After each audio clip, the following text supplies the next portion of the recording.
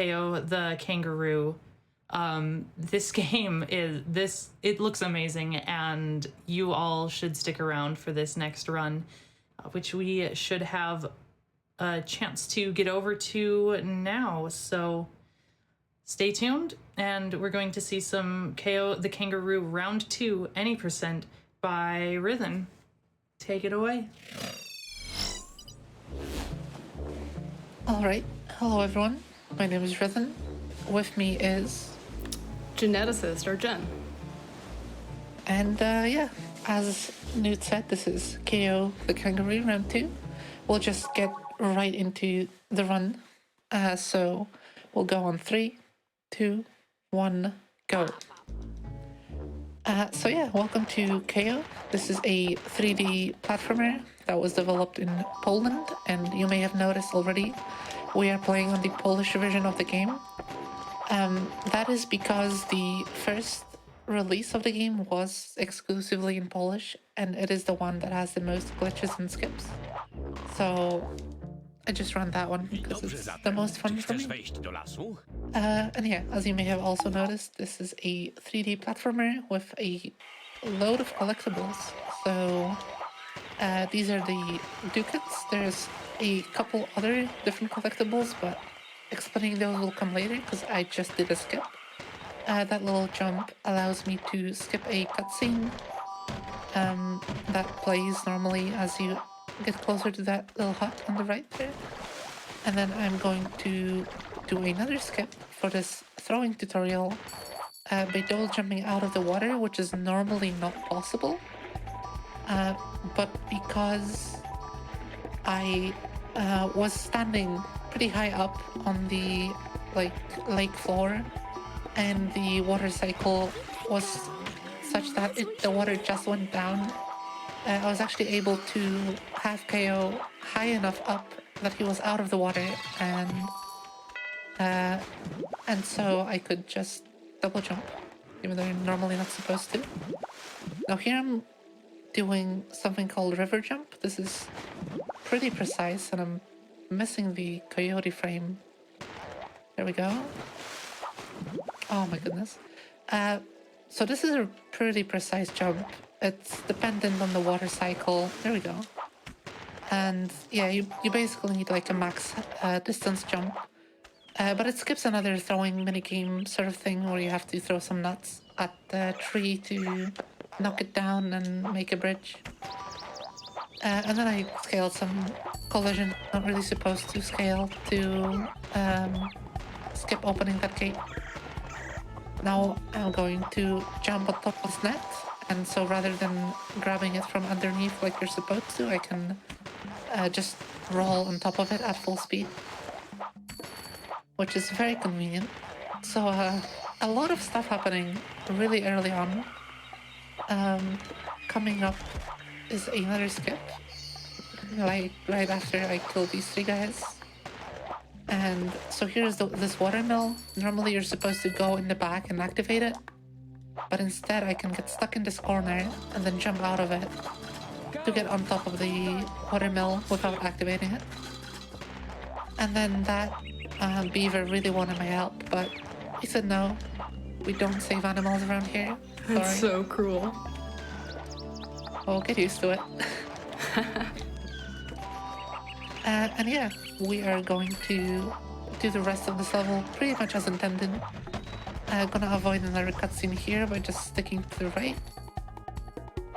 And while I do this rodeo part, where you have to get these badgers into these small holes, I can talk a bit about the collectibles in this game. So you noticed the coins or ducats. Those are just required for game progression. I need to collect 3,000 of them to unlock the final sort of world of the game. Then there is stars, which unlock extra abilities for KO. I'll only be collecting 50 for the first upgrade, because getting the later ones isn't as useful and is also really slow. And then there's crystals, which are just like some post-game minigame stuff. And boomerangs, which you haven't seen yet, but that is going to be the ranged weapon for this run. And with that said, we are leaving the first level with 100 dips, which is pretty much exactly on pace. And it is also the only level that I remember the coin count for that I'm supposed to be in.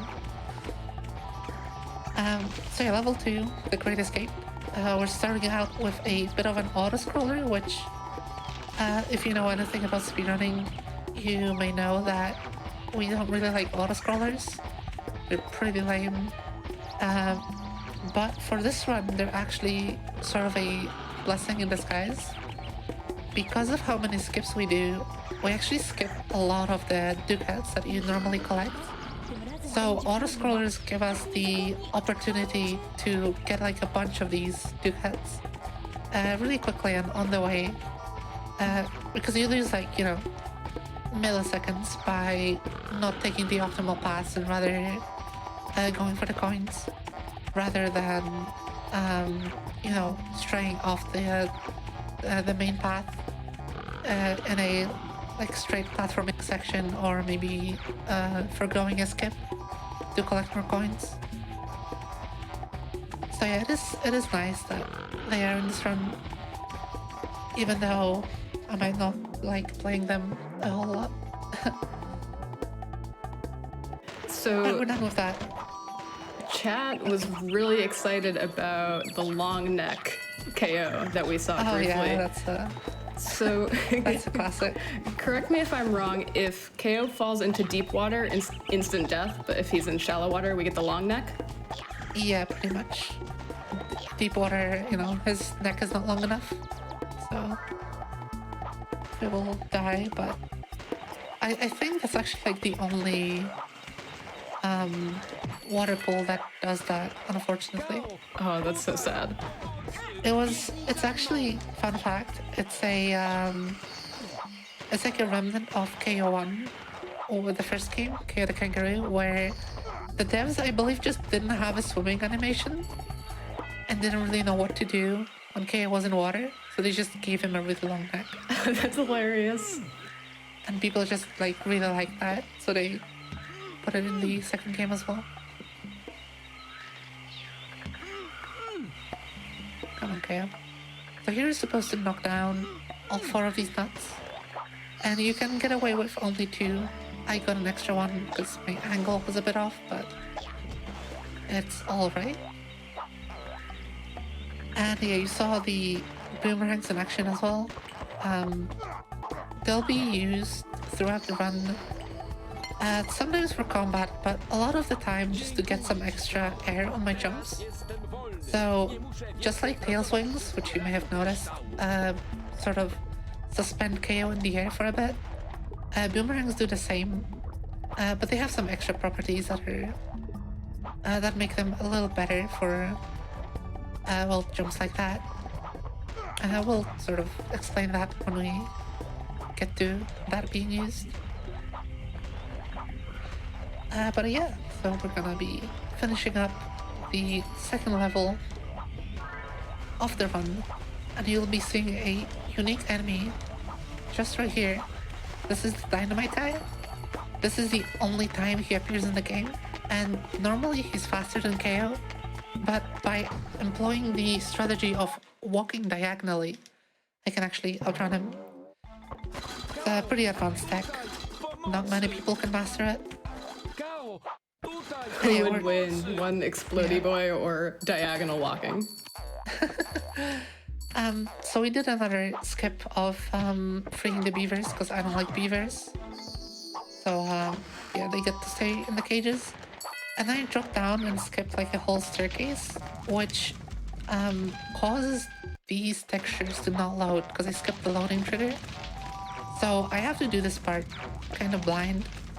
And this is sort of a theme in this one, where by doing a skip, the like future part of the level gets sort of semi-unloaded. Generally how loading in this game works is there's like an area around KO that is fully loaded, and then like one layer out of that is the area that has the collision loaded but not the textures, and then beyond that nothing's loaded at all. So there's a lot of like balancing and walking around that sort of outer edge where there is no textures, because it's just faster. So yeah, here's another example of that. Luckily, the textures are unloaded, but the loading triggers are. So as you can see, I hit the loading trigger right there, and fully loaded the next part of the level, despite there being no textures. And yeah, that's sort of the like bread and butter of this game, and it's what makes this run a lot more challenging, but also a lot more fun, in my opinion. So yeah, out of that, we're coming up to the next skip.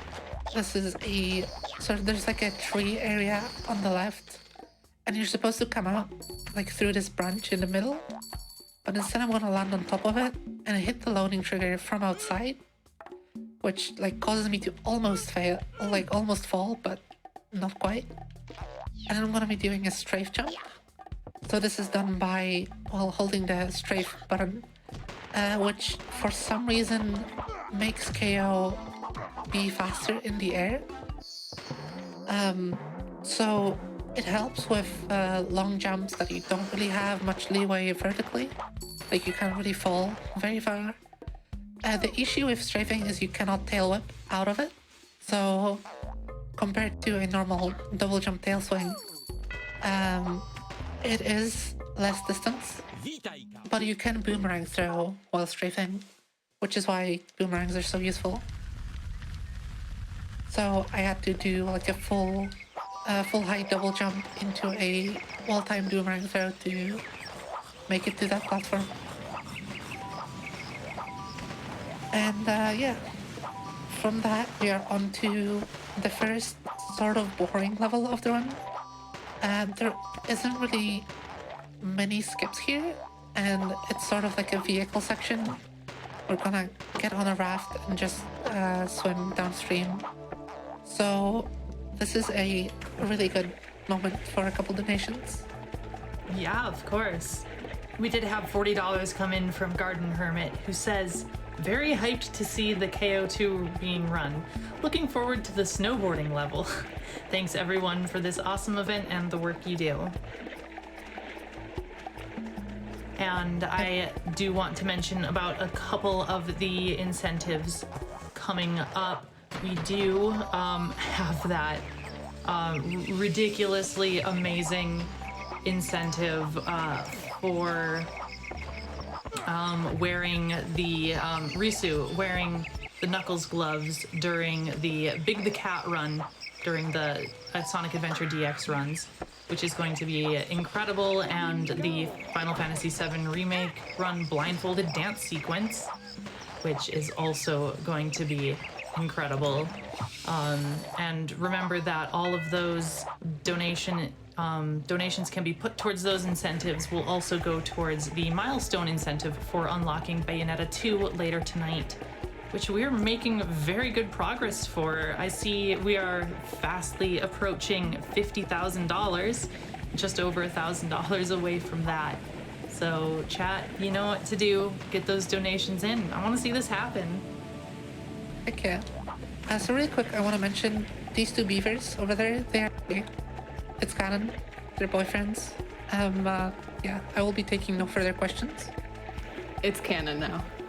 It is. So a funny little thing that happens here is we need to come down here and hit this button to raise the water level here. And if I get to the raft quickly enough, I can actually swim through here while the water is still rising. So, you know, KO is actually Jesus, or I guess the raft is Jesus. Yeah, don't worry about it. We can get like another donation in or two. Sure thing. We also had $25 from Taffy42, no comment. Thank you very, very much. And $25 from Jaorin with a less than 3 comment. So thank you for the heart. Thank you very much. So as KO flexes his ears on that cobweb, I'm gonna be coming through here So this cave is actually also a reference to a level in KO1 that had a similar section where it's super dark and there's like fireflies illuminating your way. This game has a lot of like sort of nods to the first game. You can really tell that the devs really liked it and they wanted to sort of make this game, which is like way better, honestly. Like KO1 did not age well, I don't think. This game totally did, and it's like really awesome to see those little nods to the previous game. But yeah, so we're gonna be finishing this level up and making our way to the first boss of the run, which is gonna be the shaman. In just a second here. Chat and I are both impressed at how strong KO's ears are. Oh yeah. Because who doesn't traverse distances like that with their ears, right? I mean, how else would you do it? He's got like boxing gloves on. Can't grab them. Of course, it's the only logical way. Mm-hmm.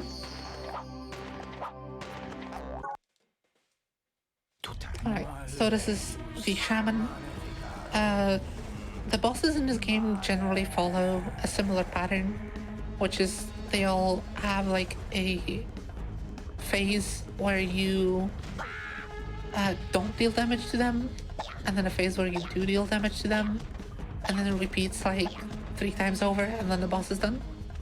So in this case, we avoid the lightning strikes for a little bit, and then we stomp the ground, which causes the shaman to go down and be like mirrors up top that shoot this weird green magic stuff.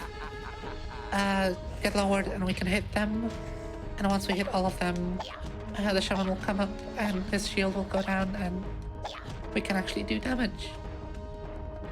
So yeah, just gonna go through the cycle one more time. If you have 1 donation, great time. I certainly do.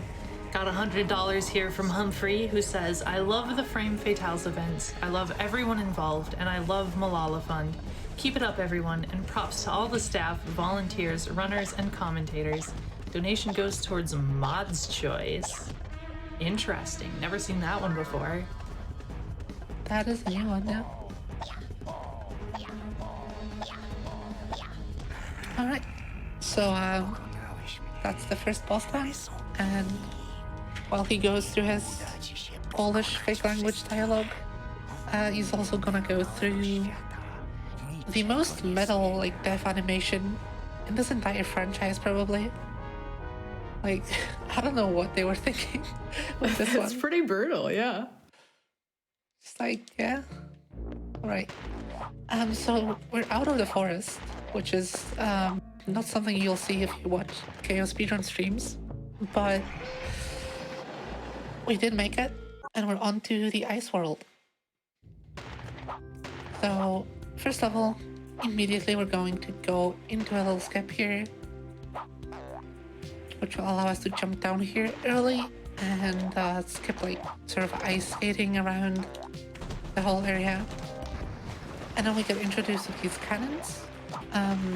They will show up occasionally throughout the rest of the game, and we're gonna be trying to skip them as much as possible because they are pretty slow. That's one of the mandatory ones. What a rude bunch of enemies here. It's been a while since I got this owned. Oh my goodness, please. Okay, it's spiders. They just have it out for KO today. Yeah, they do not like me at all. So another double jump, straight jump to get over there to that spring, and then we're gonna like walk over an invisible ledge and do another double strafe jump into a boomerang throw.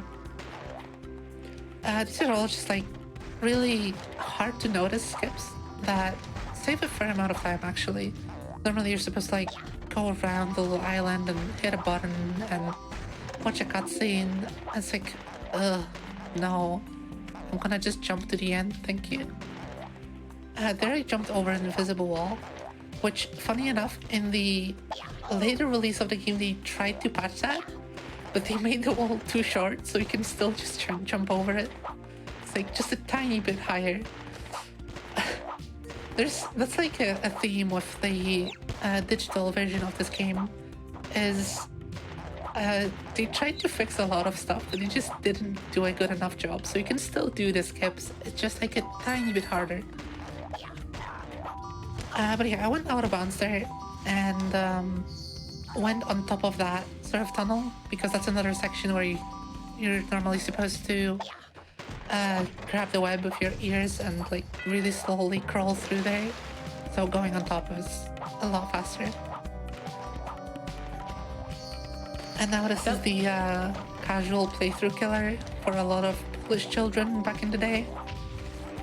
So in this part, these icicles fall down and they break up the ground. But as you can see, there's no real like tell which part of the ground will break, and it just disappears. So a lot of the time you'll just be standing on top of the part that disappears, and then you just kind of get owned. But That's so brutal. So this game was, as you said, originally released in Poland. For those of us who aren't in Poland, you've mentioned a digital release. So how can people access this game now?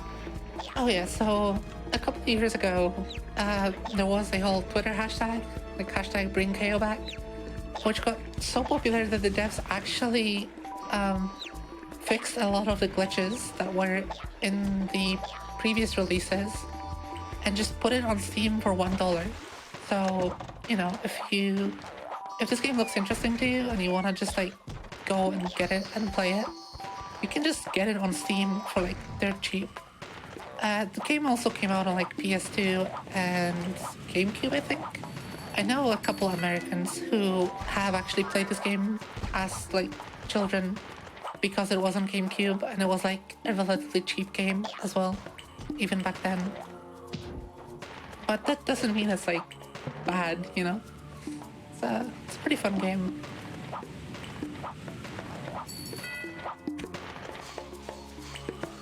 Chat's also curious. So I've seen a lot of comparisons in the chat with people saying, this game looks like Crash, this game looks like Spyro.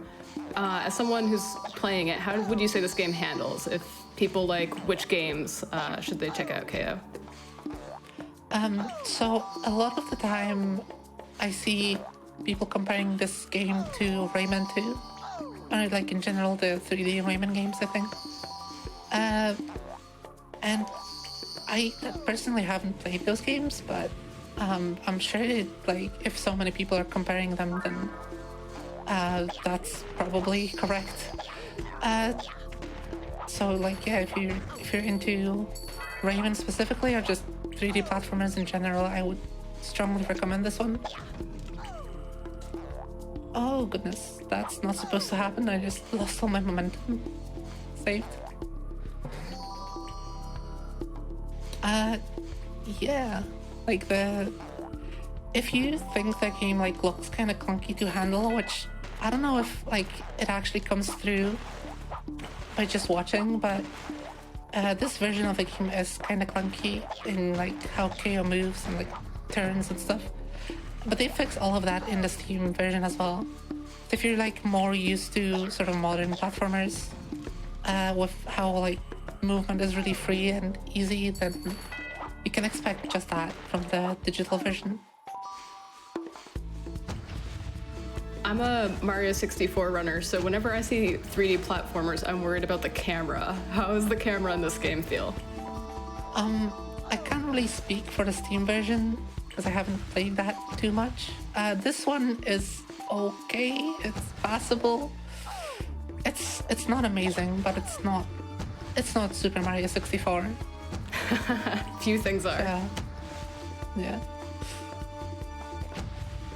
That part was another one of those childhood killers. Once again, just the floor breaks and you don't really know where until it actually breaks. And here's the snowboard level the person donating mentioned. This is another one of those auto-scrollers where we just collect a whole bunch of coins. I think we like collect like over 150-ish throughout this level. So it's really like a lot compared to pretty much any other level. And yeah, I mean, it is just an auto-scroller, so if you've got donations, you can get like all of them out here. Sure thing. We did have a $20 anonymous donation with no comment, so thank you for that.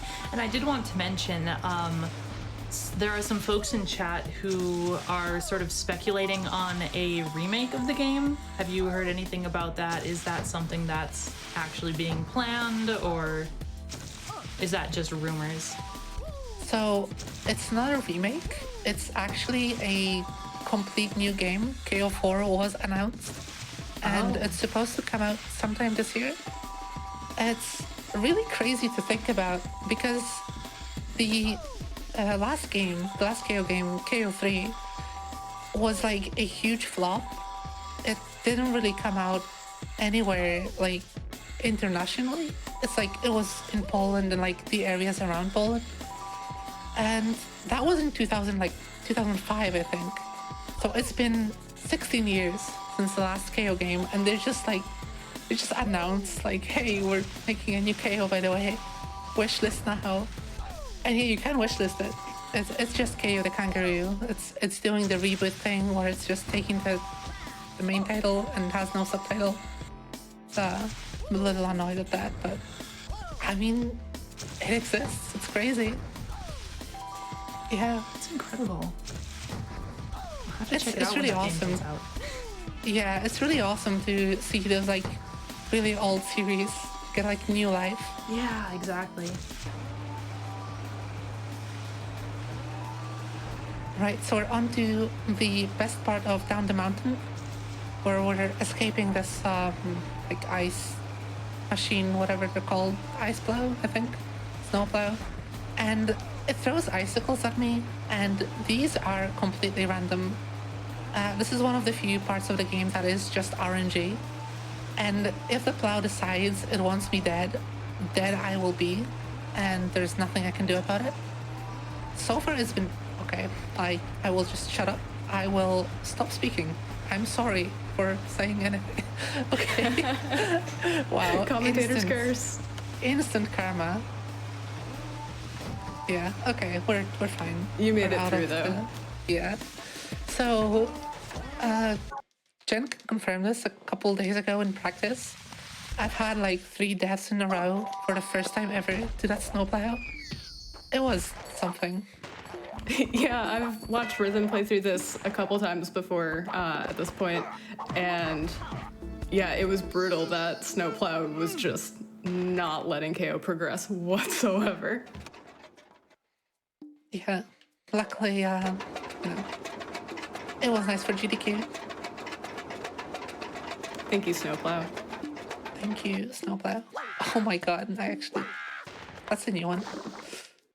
It's not really a new one, but I haven't messed that up in ages. So normally what you're supposed to do there is I do a strafe jump out of the minecart. Because this game is super nice about conserving momentum. So by doing that, you get like a pretty significant speed boost and can clear this pretty easily. That time I just kind of forgot to throw the boomerang, so I didn't make the jump. Oops. Okay, it's fine. So you can skip killing this gnome by just grabbing onto the ledge there, or normally you're supposed to open the door down here with the firefly that the gnome drops. So you might have missed that, but generally some enemies will, like, after you kill them, a firefly will appear, and those fireflies open doors. So there's a couple enemies that you have to stop and remove.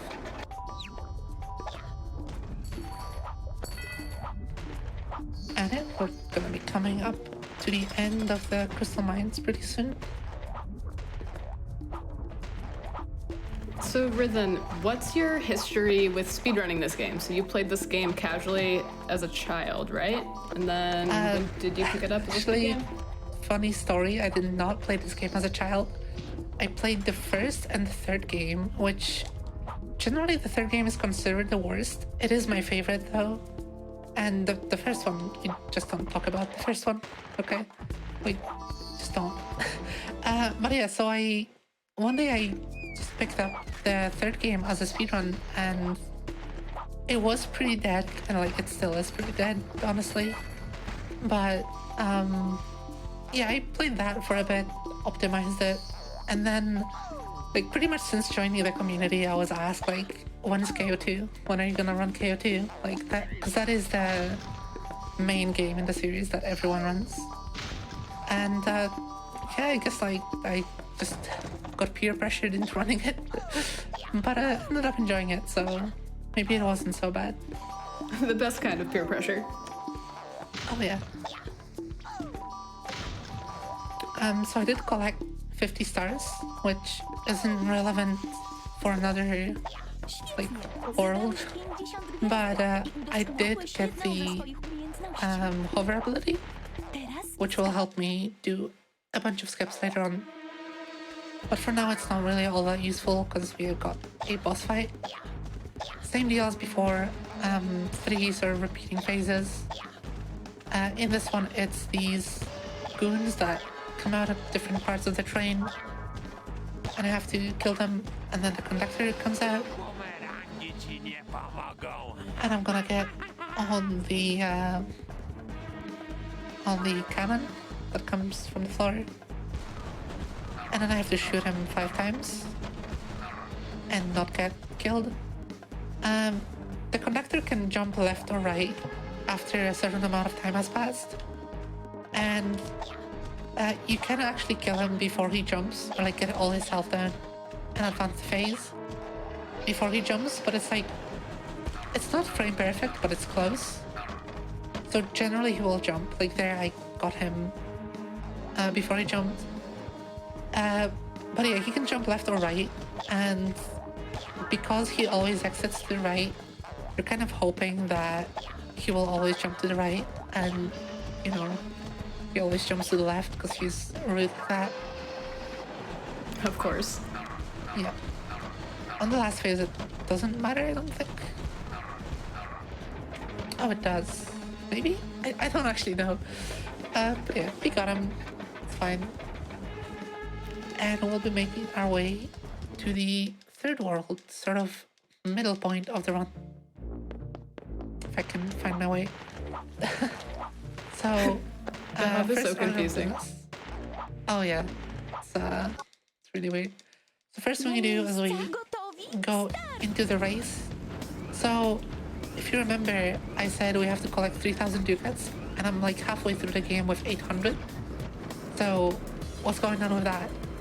Well, you need 3,000, but actually you only need to collect 1,000.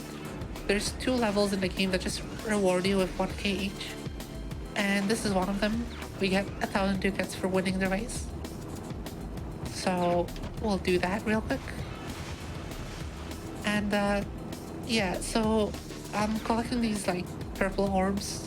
Don't say it, don't think it, don't say it, don't think it. Those are like nitro. So yeah, it just lets me go faster.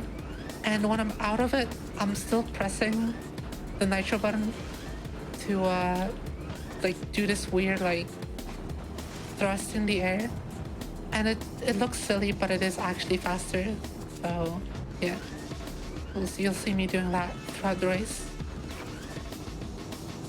And yeah, there's 3 laps. I'm on the second one. Donations go. Oh, I got you. We have $25 from KR3Z with no comment. We also have $20 from Dragon7398 with no comment. So thank you all for your generous donations. Thank you very much. When you were talking about the RNG that is in the like the conductor level, that made me wonder about the world record for this game and like how well optimized is it, and can that kind of RNG be the difference between getting world record or not, or what's going on there? So the record is like quite good. The sort of issue with this game is there's a lot of moving parts to the route. There's a lot of skips that are just like not done by most people, and a couple of them are not even done by the record, just because they're like crazy hard and inconsistent. And it's like as the time goes down, Cube Master, shout out the record holder, he'll like implement more and more crazy strats, and so like as long as we've got, you know, those things in the back pocket, RNG isn't really an issue. Like you'll lose time occasionally, but it's like a couple seconds at most, and there's a lot more time to save through like those crazy strats. So yeah, it's pretty insignificant for now, unless someone really like sat down and went crazy trying to get all the hard strats. Gotcha. Yeah, so now we're onto the water world, which is the only the KO2 is the only game with a good water world, and the reason of that is quite simple. First of all, it's this rock right here. It's quite nice. It really opens up the level, this rock. So we're just gonna swim along the level to hit all the loading triggers and go to the end. And this is one of the levels that has those aforementioned like crazy strats, because I'm just swimming along the level to not get lost, but the end trigger is always active, so you could just swim straight to it, and yeah, you just have to like line it up somehow and swim for like 30 seconds through nothing and I hope you hit it. There is a couple of visual cues, but it's like it's so much harder for really not a lot of time save. Here's the second water level, and if you thought that the water levels had like a theme to them, then you were correct. You are absolutely correct. This time it's this net though, that oh, I have made a boo-boo. Don't swim like straight into a, you know, side of the ship. Pro tip for anyone who's riding a torpedo. Yeah. If you're on a torpedo, don't do that. There we go. Nice. All right. So now we're out of bounds, and there's like this tiny little speck of something in the distance, and it's about 1 minute away, and that's where I'm going. So got 1 minute for any donations or messages. Sure thing. We did have $25 come in from Bookworm42, who says, "Let's get that blindfolded dance off. Thanks for all the great runs so far, and good luck to the runners still to come." And alongside of that donation, we also had a $25 anonymous donation with no comment and a $100 anonymous donation with no comment. Thank you all so very much. Thank you. Okay, so as soon as I pass this box and it leaves my screen, I'm going to dive straight down to the water level and then just swim forward, and eventually I'll hit a loading trigger for the end of the level. There we go. And now I can move over top of it and just dive down. And this is another one of those levels that has the crazy straight to the end strats, where you can just like offset yourself to the left a bit and just swim straight to here. The issue with that is you have to like clip through the wall, which isn't really consistent. So you're kind of like 40 minutes into a run and you're hoping to go through the wall and not die instantly. So it's technically not RNG, right? Because it's not like, it's random, but it's not RNG in that sense. Like, it's too precise to be consistent. consistently done by a human. But anyway, the third boss and also second to last boss. It's a piece of sushi. It's not been made into sushi yet. So once again, 3 phases. And in each one, we're gonna destroy the tentacles by just shooting them a couple times. And then we're gonna get onto a turtle to steer a torpedo, which, you know, that's normal. And then after that, we get some jellyfish to remove before we can go back to the tentacles. Earlier on, chat was asking about the pronunciation of KO, and that was something I was confused about when I was first introduced to this game as well. So could you elaborate on why he's called KO? Right, so as far as I know, most dubs call him Cow, and if I remember correctly, it's because the French dubbing team called him that, and like everyone else just like, yeah, that sounds right. It's supposed to be KO, like he's got boxing gloves. It's like knockout, KO, you know. That's the that's the name. Like in some interview, like I think a year ago, one of the devs finally said like, yeah, we all call him KO internally, but like you can call him whatever you want. Pretty much what they said. It's good to have that cleared up. Mm-hmm. Alright, so that is this boss done. And we're gonna be moving on to the most fun world in the entire game. Objectively, that's not my opinion, that's just fact.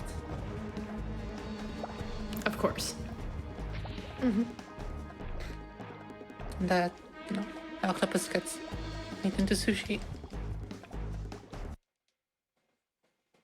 Alright. So, check my coin count. I should be fine. So we're going into the tropics.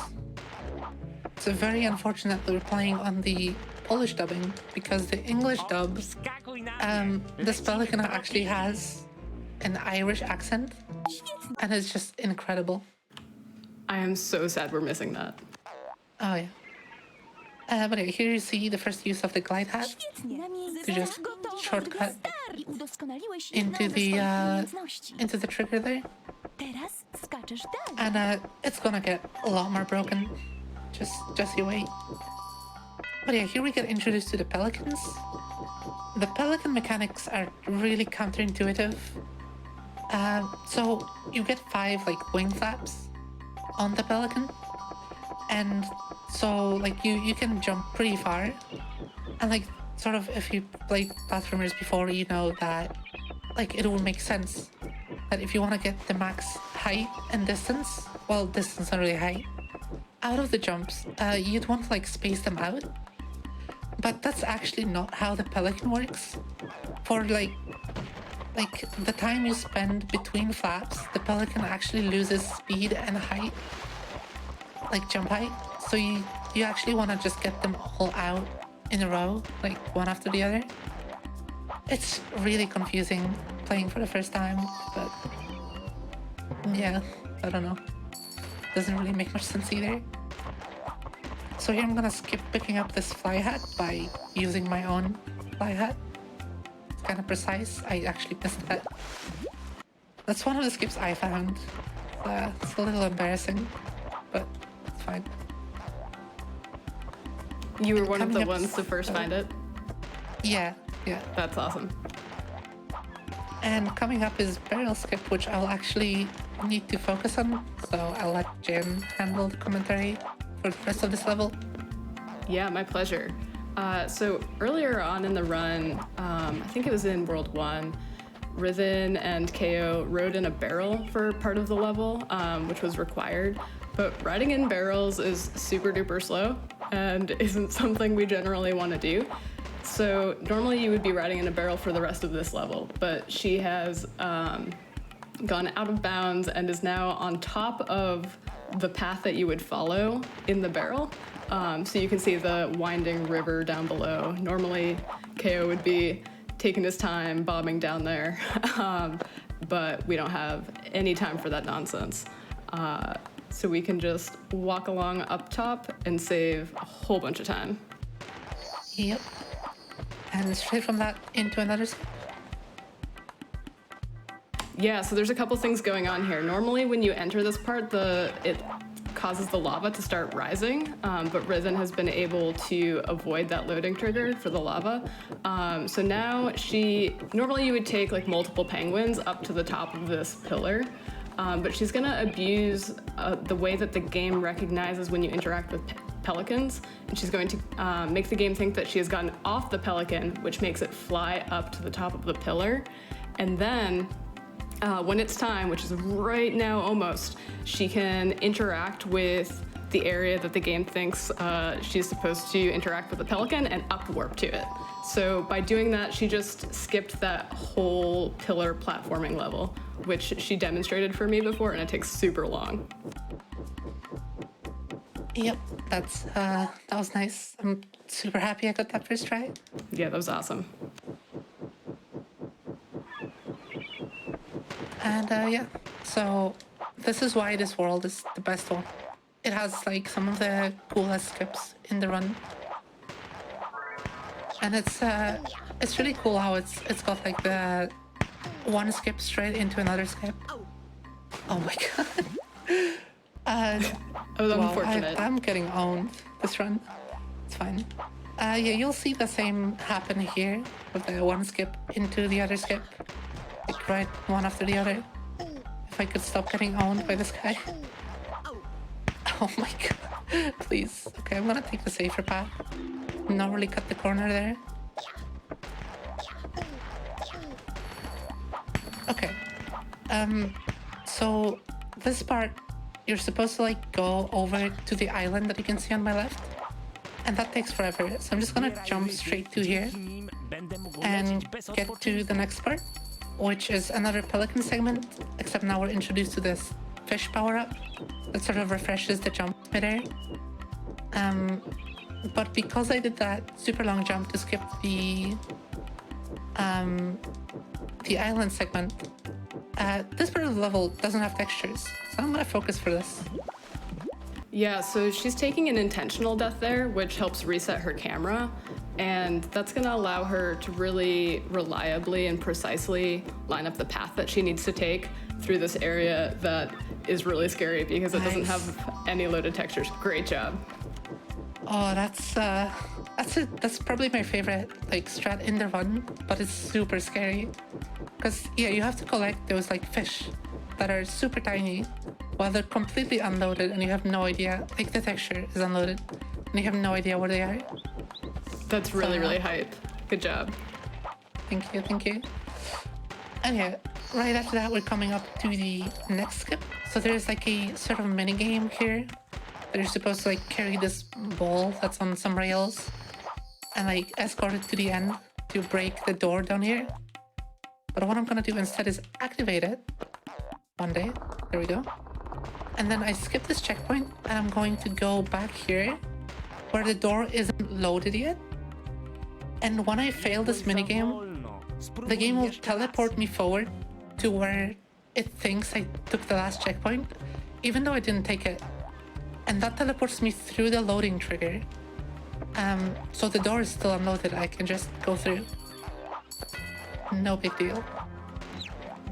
Just normal, everyday things. Oh yeah, I unload all the doors I need to go through on a daily basis.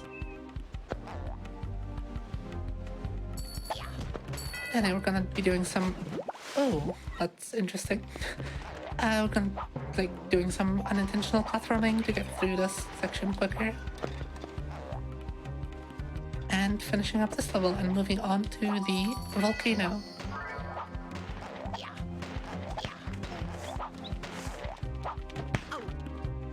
Those crabs are so rude. Wow, actually followed me to hit me as the second time. Yeah, they've been sneaky today. Yeah, the game really doesn't like me today. quite rude. It's getting back at you for being number 2 on the leaderboard. You're just too good at this game. It's like, no. Yeah, I don't know about that one. Oh, Alright, so, go ahead. So this is the volcano. This is one of the skips that was actually patched in the Steam version, which is quite unfortunate. But you can just climb that wall and go out of bounds on top of the volcano. And I'm gonna do like a pretty precise lineup to make sure I'm coming at this beam of light straight ahead. Gonna stop here and try to do an exact 90-degree turn. And okay, a bit more to the left. Hopefully that's fine. Yes, okay. Nice. So usually I load in the section of the tunnel before that. I just missed the trigger there, which was pretty scary, but we managed. And now I'm doing this like chase sequence where I can't really mess up or I will die instantly, and I do not have a checkpoint. So I am going to shut up and focus. Yeah, now would be a good time for any donations. Sure thing.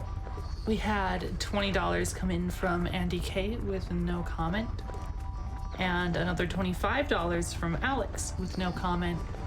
Thank you very much. And remember that even if you put your donations towards a certain incentive or bid war, that money will still be going to unlock Bayonetta 2 later tonight for our milestone incentive. And I want to say this run has been like incredible so far. This has been such a cool speed game. It's so broken. Alright, we're past the scary part. I get a checkpoint here. Ooh. That's instant stress relief there. Alright. So now we're gonna do the rest of the volcano pretty much as intended. Need to... Oh my god. Okay. We're fine. Too easy. Those guys are so rude. They take so much damage, like, to kill them. So many hits.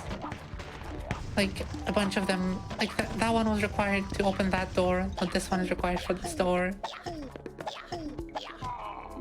It's you can stun lock them with the boomerang, but you can't really mash it.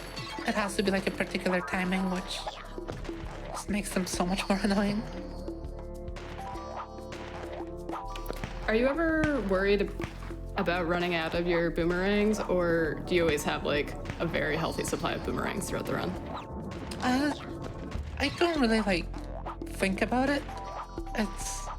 You usually don't run out. There's a couple parts where it can be a bit scary, but generally you're gonna have plenty.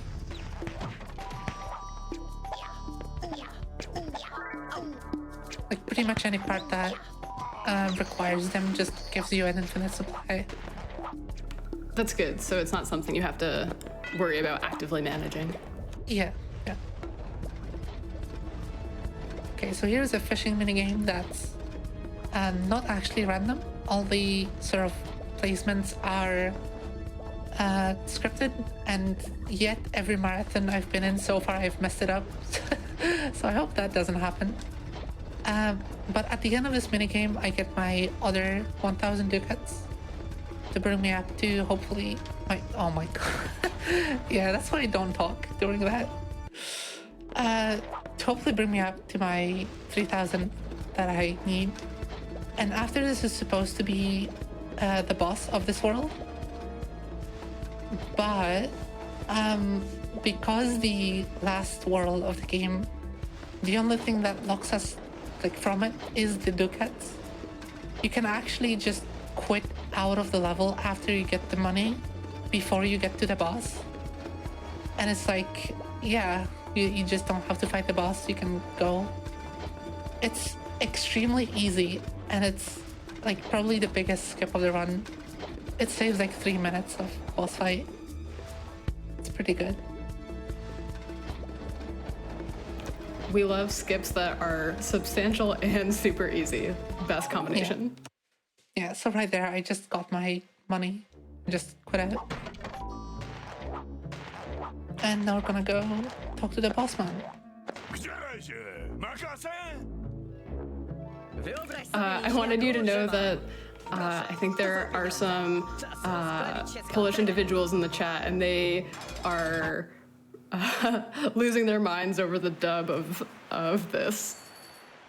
Yeah, Just like saying that it's horrible. Oh yeah, it's not great, but it has charm. So yeah, now we're into the abandoned town, and we're gonna be doing a couple skips here as well. First of all, just get on this box and jump. Oh my goodness, come on, Kale. Come on, jump around like that. Oh god, we could see the camera there did some stuff. Yeah, this game, the camera is fine usually, but I'm gonna take the easier one. I never take the easier one. This is for babies. Oh no, are you a baby? And now I'm gonna jump around here to skip like an elevator ride. Oh, camera. Thank you. Thank you for that. You couldn't have like not shown yourself. So good for the entire run, and then they're just like, yeah, gonna mess you up. Gonna do this long jump here, which they tried to fix by putting a fence on that platform, but you can just jump over the fence. In the digital release, I mean. But yeah, so now we're like, just skip like a bunch of like puzzles and cutscenes and other junk. And we're gonna do this sort of precise glide up here. And then just drop into the void realm. Just like vibe for a minute, you know? This background is so awesome. Don't grab on the very edges of the void realm, KO. Alright. And now we're gonna enter the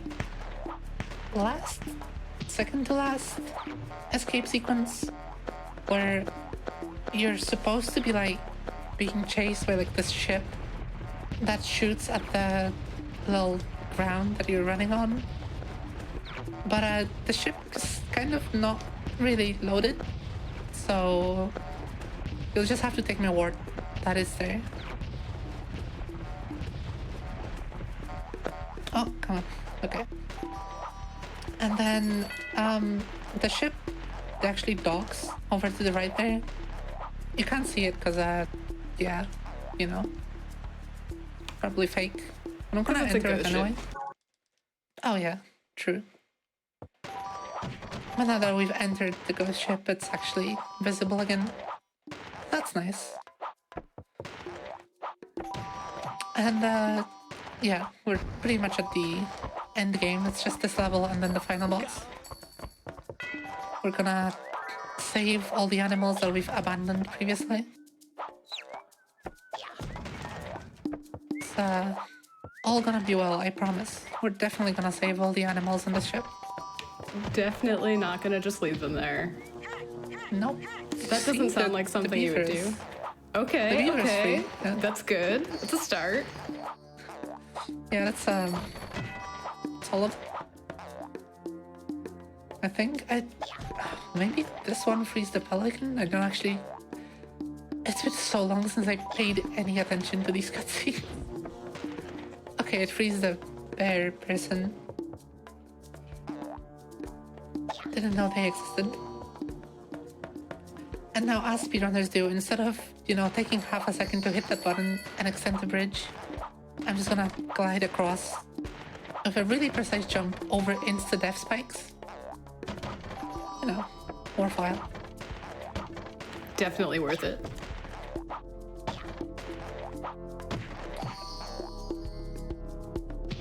Oh, hit the button! Oh my god. Alright. You're so good! The pelican is free. See, we're saving everyone.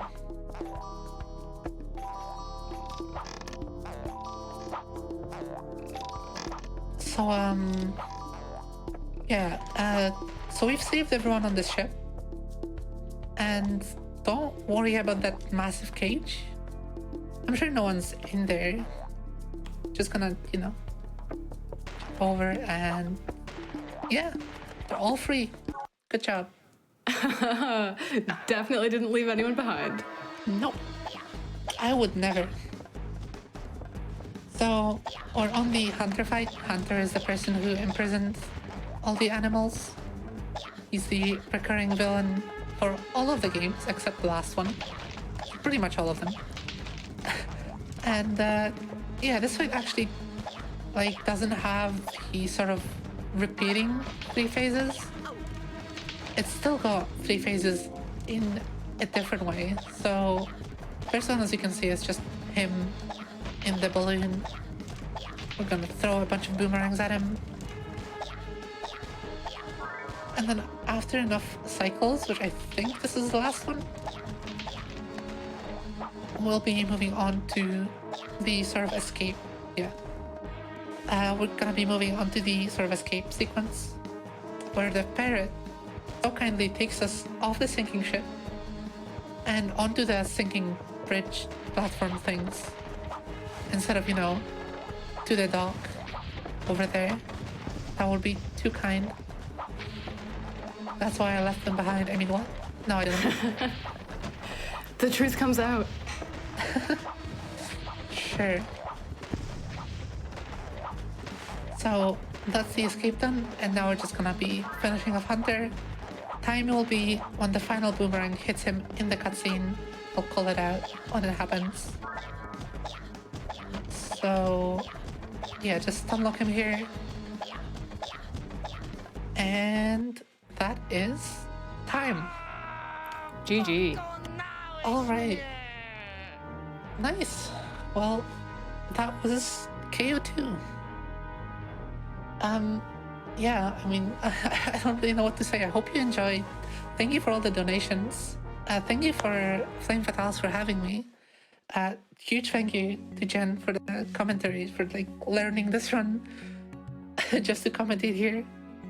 It's been my pleasure. Yeah, I knew nothing about this game coming in, and you were such a good teacher. It was so much fun learning about this broken, beautiful mess of a game. Yeah, and again, thank you for watching. Thank you for donating. Let's keep it up. Get that Bayonetta run on the schedule. Yeah, that'll be it from me. Again, just thank you very much.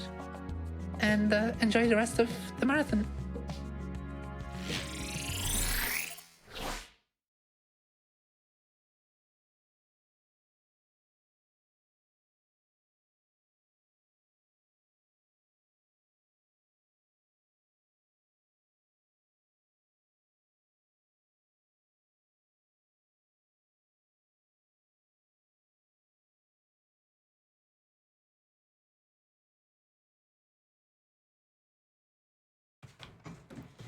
Thank you so very, very much, rythin, for that run. That game is that was such a cool run, wasn't it? Oh my goodness. It's like it's broken in all of the ways that you would want a 3D platformer to be.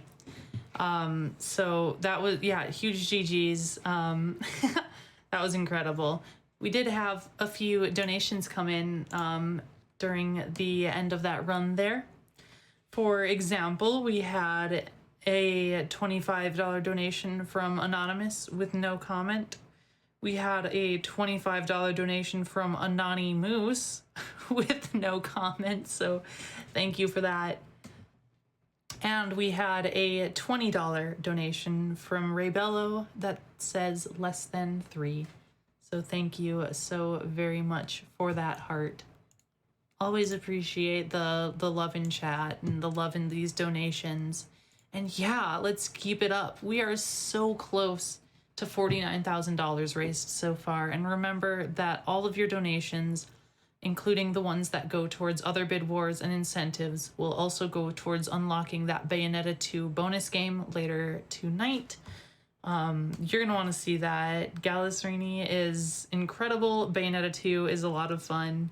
So get your donations in for that. That's going to be 54. Let me double check to make sure I have my numbers right here. I believe it is 50, oh my goodness, a little more than 54,000. I know it is at least 54,000. So yeah, get your donations in for that. Let's do it. And I want to say it is unfortunately time for me to take my leave for this event. It was my honor being able to host for Flame Fatales and to help raise money for Malala Fund. I always say that doing these things is the coolest thing in the world. Yeah, it's incredible. Thank you all so very, very much. So I take my leaves, but I will be leaving you in the very capable hands of Eliza. And that will be shortly after this quick video from Malala Fund.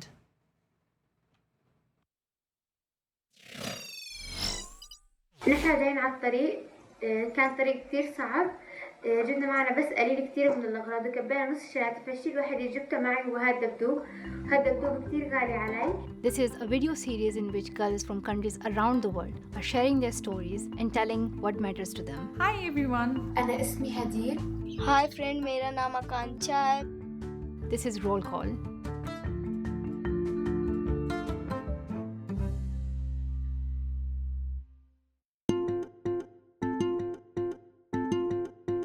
مرحبا، أنا اسمي هدير. عندي 3 إخوات، أنا أكبر وحدة فيهم. هدولي مرحبا. مرحبا. يلا ركبي هاي محلة. هاي محلة. هون؟ إيه. أنا بالوقت الفاضي عندي بحب إني ألعب مع أخوي بهدول الكروت. بالأوقات العادية بنلعب فيه أنا وأخوي سوا وبنتسلى فيها. أنا ما عشت بحلب، عشت باللاذقية. رحنا على حلب، لما رحنا على حلب كان بلشت الأزمة.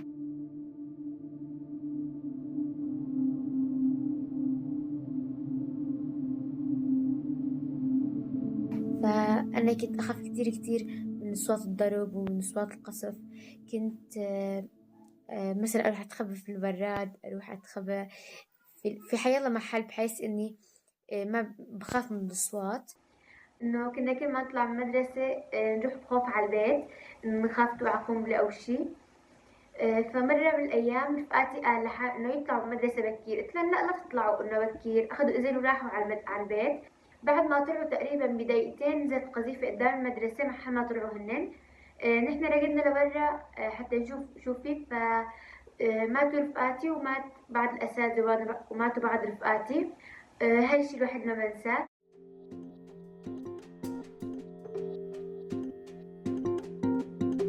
وهذا البيت كتير بحبه لأنه فيه رفقاتي كتير بالمدرسة.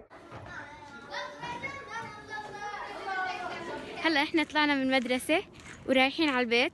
أول شي بنحب نروح على الحديقة نحن بعد المدرسة. هاي الحديقة كلياتها بنجيب أكل وبناكل، بنحل وظايفنا إذا بدنا بعد ما نرجع من المدرسة. أول مرة جينا على الحديقة أول ما سكننا هون في أنقرة. جيت على الحديقة أنا كنت بركة هذا المقعد عم بدرس. اجت هديل وما كنت تدرس معي، بعدها تعرفنا على بعض. فأنا بحب هاي الحديقة لأنه في كتير أولاد ما بسوريا الأولاد كلهم ما بطلوا يلعبوا بالحدايق لأنه كله في قصف. فهون بفرح لما بشوف الأولاد عم يلعبوا بالحديقة ورجعوا يلعبوا وينبسطوا.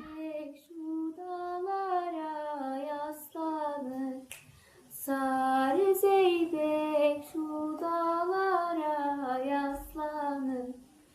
Yağmur yağar bağlamasın ıslanır. Yağmur yağar bağlamasın ıslanır. فأنا فرحت لأنا رح أدخل عليه لأنه كنت أول ما رجعت تركيا قلت إنه أول شي بتعلم إنه كمان بتعلم تركي وما إلا بالبيت لحاله. كنت كتير أمل بالبيت وكان ما عندي حدا يسليني فقلت بتسلى وأتعرف على رفقات.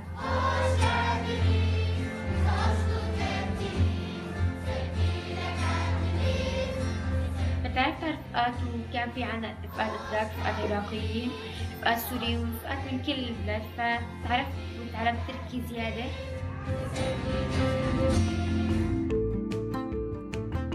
I hope that these stories would have inspired you and that you would share it with your friends as well. And please do not forget to subscribe to our channel.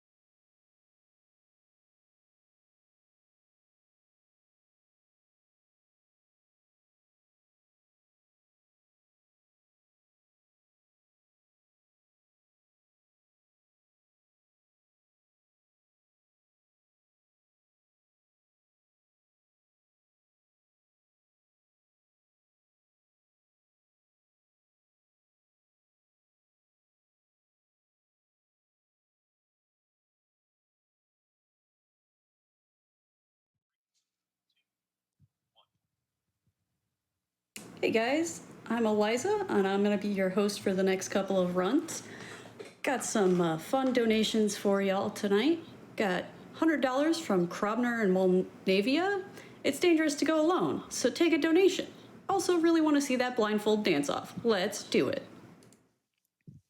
Got $10 from Stephanie Rose. Gotta support my ladies, less than 3. Here's $10 to a great cause and a great GDQ. We've got $25 from Anonymous with no comment. Awesome, thanks for that. And